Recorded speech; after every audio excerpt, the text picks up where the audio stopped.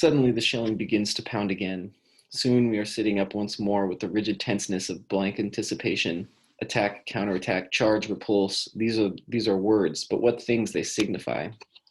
We have lost a good many men, mostly recruits. Reinforcements have been sent up to our sector.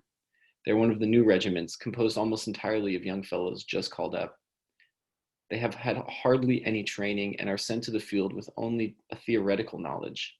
They do know what a hand grenade is, it is true, but they have very little idea of cover. And what is most important of all, they have no eye for it. A fold in the ground has to be quite 18 inches high before they can see it. Although we need reinforcement, the recruits give us almost more trouble than they are worth. They're helpless in this grim fighting area. They fall like flies. Modern trench warfare demands a knowledge and experience. A man must have a feeling for the contours of the ground, an ear for the sound and character of the shells, must be able to decide beforehand where they will drop, how they will burst, and how to shelter from them. The young recruits, of course, know none of these things. They get killed simply because they can hardly tell shrapnel from high explosive. They are mowed down because they are listening anxiously to the roar of the big coal boxes falling in the rear and miss the light piping whistle of the low spreading daisy cutters. They flock together like sheep instead of scattering, and even the wounded are shot down like hares by the airmen. Their pale turnip faces, their pitiful clenched hands, the fine courage of these poor devils, the desperate charges and attacks made by the poor brave wretches, who are so terrified that they do not dare cry out loudly, but with battered chests, with torn bellies, arms and legs, only whimper softly for their mothers and cease as soon as one looks at them. Their sharp, downy, dead faces have the awful expressionlessness of dead children. It brings a lump into the throat to see how they go over and run and fall. A man would like to spank them. They are so stupid, and to take them by the arm and lead them away from here where they have no business to be. They wear gray coats and trousers and boots, but for most of them the uniform is far too big. It hangs on their limbs. Their shoulders are too narrow, their bodies too slight. No uniform was ever made to these childish measurements. Between 5 and 10 recruits fall to every old hand. A surprise gas attack carries off a lot of them. They have not yet learned what to do. We found one dugout full of them, with blue heads and black lips. Some of them in a shell hole took off their masks too soon. They did not know that gas lies longest in the hollows. When they saw others on top without masks, they pulled theirs off too and swallowed enough to scorch their lungs. Their condition is hopeless. They choke to death with hemorrhages and suffocation. In one part of the trench, I suddenly run into Himmelstas. We dive into the same dugout. Breathless, we are all lying one beside the other, waiting for the charge. Then, when we run out again, although I am very excited, I suddenly think, where's Himmelstas? Quickly, I jump back into the dugout and find him with a small scratch lying in the corner, pretending to be wounded. His face looks sullen. He's in a panic. He's new to it too. But it makes me mad that the young recruit should be out there and he here. Get out, I spit. He does not stir. His lips quiver. His mustache twitches. Out, I repeat. He draws up his legs, crouches back against the wall, and shows his teeth like a cur.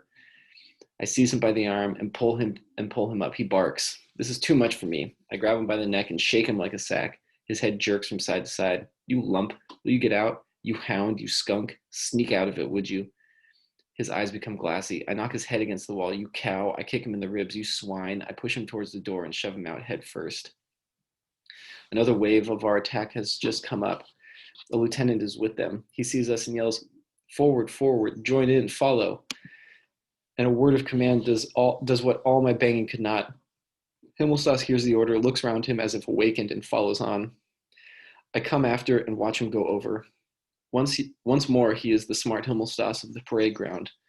He has even outstripped the lieutenant and is far ahead.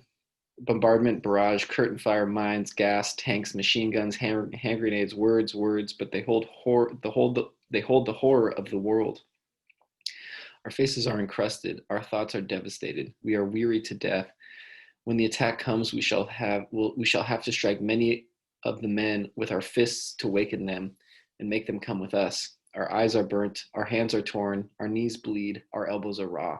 How long has it been? Weeks, months, years? Only days. We see time pass and in the colorless faces of the dying. We cram food into us, we run, we throw, we shoot, we kill, we lie about, we are feeble and spent, and nothing supports us but the knowledge that there are still feebler, more spent, still more helpless ones there, who, with staring eyes, look upon us as gods that escape death many times. In the few hours of rest we teach them. You see that there, see that waggle top? That's a mortar coming. Keep down, it will go clean over. But if it comes this way, then run for it. You can run from a mortar. We sharpen their ears to the malicious, hardly audible buzz of the smaller shells that are not easily distinguishable. They must pick them out from the general din by their insect-like hum. We explain to them that these are far more dangerous than the big ones that can be heard from long beforehand.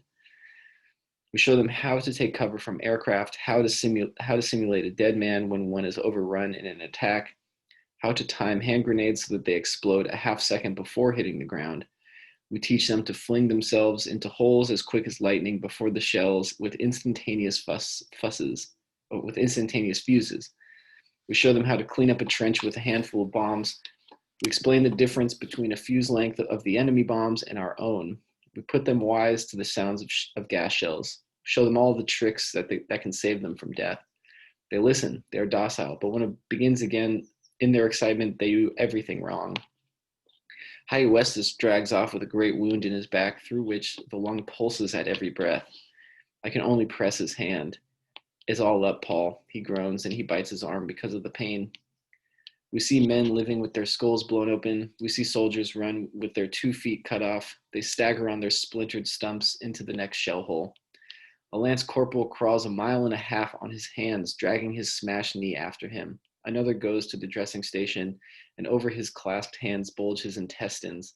We see men without mouths, without jaws, without faces. We find one man who has held the artery of his arm in his teeth for 2 hours in order not to bleed to death. The sun goes down, night comes, the shells whine, life is at an end. Still the little pieces of convulsed earth in which we lie is held. We have yielded no more than a few hundred yards of it as a prize to the enemy, but on every yard there lies a dead man. We have just been relieved. The wheels roll beneath us. We stand dully, and when the call, mind, wire comes, we bend our knees. It was summer when we came up. The trees were still green. Now it is autumn, and the night is gray and wet. The lorries stop. We climb out. A confused heap, a remnant of many names. On either side stand people, dark, calling out numbers of the brigades, the battalions.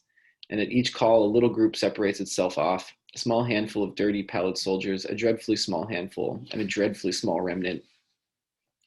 Now someone is calling the number of our company, and it is, yes, the company commander. He has come through then. His arm is in a sling. We go over to him, and I recognize Kat and Albert. We stand together, lean against each other, and look at one another. We hear the number of our company called again and again. He will call a long time. They do not hear him in the hospital and shell holes. Once again, second company, this way. And then more softly, nobody else, second company? He is silent. Then huskily he says, is that all? He gives the order, number. The morning is gray. It was still summer when we came up, and we were 150 strong. Now we freeze. It is autumn. The leaves rustle. The voices flutter out wearily, 1, 2, 3, 4, and cease at 32. There's a long silence before the voice asks, anyone else? And waits and then softly says, in squads, and then breaks off and is only able to finish, second company. With difficulty, second company, march easy. A short line trudges off into the morning. 32 men.